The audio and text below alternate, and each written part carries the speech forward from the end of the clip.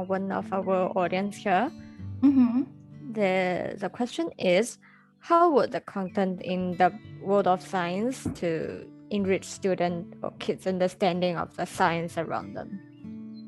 Oh, okay. So the World of Science comics presents Singapore's primary schools' rich science syllabus and Cambridge's science syllabus through interesting comics and fun augmented reality features.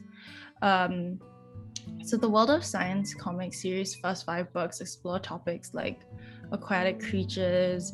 One is on birds, insects, the human body, plants and fungi. So while enjoying the comics, children are able to manipulate 3D models of selected topics. Then they also can watch related informative videos. You will hear actual sounds of the animals. And then you can also participate in quizzes to reinforce learning. The second question is, how does the AR function brings the content to life? How do you design it or choose to do it? So through augmented reality, children can get like an interactive and immersive experience of the comics or books that you're reading. So there are a lot of different functions of augmented reality. So as we've gone through 3D models, videos, quizzes. So with all these functions, you're able to visualize the content and interact with it more.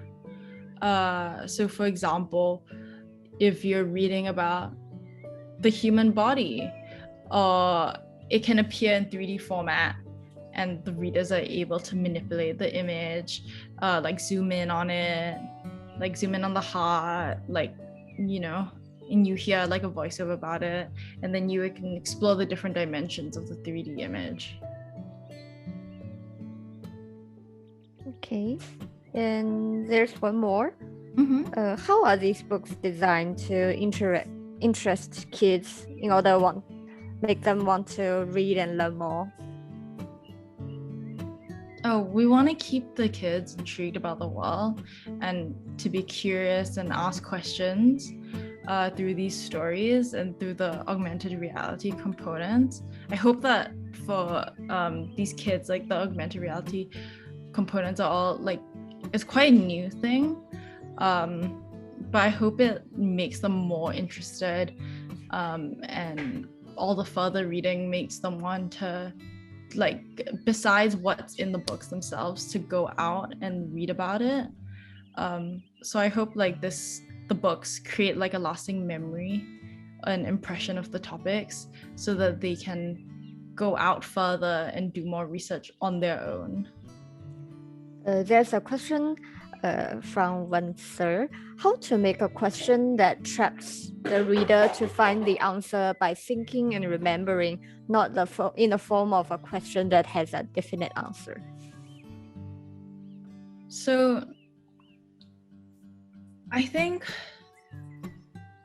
well, we don't, it's not really about making a question specifically, because I think we just want to let the children, for example, you read about jellyfish in the comics, so we just want that to capture their imagination, and like, given all the facts and the stories on the jellyfish in the books, we want them to remember these like stories because they're told through like a really fun and like visually interesting way. So we hope that they read the book, and then they go on later and it sparks their curiosity and they want to learn more about it, and they'll go and do it themselves. They'll go ask questions. They'll be more interested in science. We hope that if you read the book about birds, and then if the children later on see like a specific kind of bird in the, like, just outside in the park, they'll be more interested and they'll remember it. They'll ask their parents about it, ask teachers about it.